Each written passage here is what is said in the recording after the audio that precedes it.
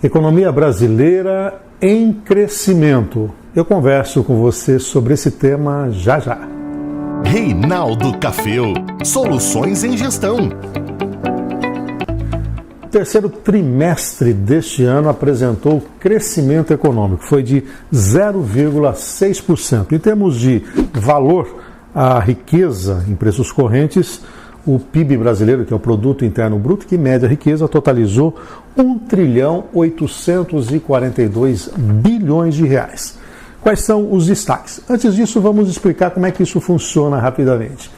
Você pode olhar o desempenho da economia pelo lado da oferta. Nesse caso, nós analisamos o desempenho do setor primário, agropecuária, o setor secundário, basicamente a indústria, e o setor terciário, que tem comércio e serviços. E posso também analisar, ou podemos analisar, o desempenho da economia pelo lado da demanda. Nesse caso, apura-se o consumo das famílias, os gastos do governo, os investimentos, as exportações e subtrai das exportações as importações. Então vamos lá para o lado da oferta. Os setores tiveram o seguinte desempenho. Nós estamos falando do trimestre, que é o terceiro trimestre, né? Nós temos ainda que apurar dezembro, novembro e outubro, portanto outubro, novembro e dezembro, então o trimestre fechado em setembro. Então, comparando com o segundo trimestre, nós tivemos um crescimento do setor primário, né, que é o setor da agropecuária, de 1,3%. O setor primário representa em torno de 5,5% do total do PIB. O setor secundário cresceu 0,8%, e o setor de serviços, que é o mais importante setor do ponto de vista em percentual, ele é mais de 70%, uma alta de 0,4%.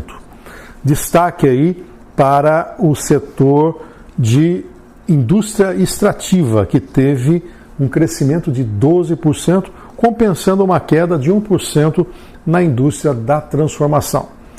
Nos demais setores, o desempenho vem tendo um bom crescimento. Para você ter uma ideia, a construção civil avançou 1,3%. Isso quer dizer que é um crescimento puxado pelo mercado imobiliário, que é grande gerador de empregos. O setor de serviços teve com destaque o comércio e as atividades de informação e de comunicação na ordem de 1,1%. O setor do agropecuário vem tendo bom desempenho já há algum tempo. Tivemos um boom, né, depois deu mais ou menos uma segurada, agora cresceu. Vamos lá do lado da demanda. Consumo das famílias, crescimento de 0,8%. Por que veio esse crescimento?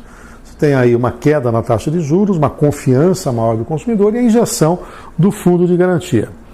Os gastos do governo recuaram 0,4%. O governo vem contingenciando e isso não precisa ser reclamado, não. Essa queda de 0,4% dentro do previsível. A boa notícia é o crescimento dos investimentos. 2%, segundo trimestre seguido de crescimento, caiu um pouquinho sobre o trimestre anterior, que foi de 3%, mas 2% de crescimento. E crescimento do investimento é sustentação do crescimento econômico no futuro. É o apetite do empresário por máquinas, equipamentos e assim por diante.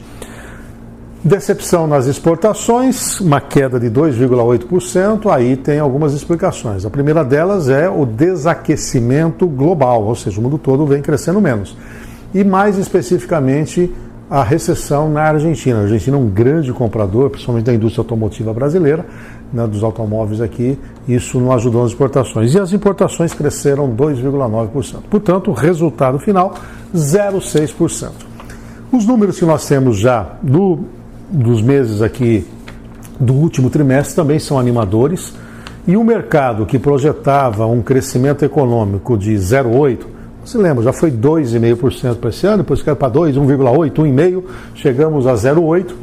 O mercado, na mediana, já trabalha com alguma coisa perto de 1% e os mais otimistas é 1,1%. É claro que está distante desses 2%, 2,5%, longe de recuperar o tempo perdido, mas o que é importante nesse momento é a tendência de crescimento, ou seja, a curva começou a ir para cima, o que permite projetarmos para o ano que vem um crescimento acima de 2%.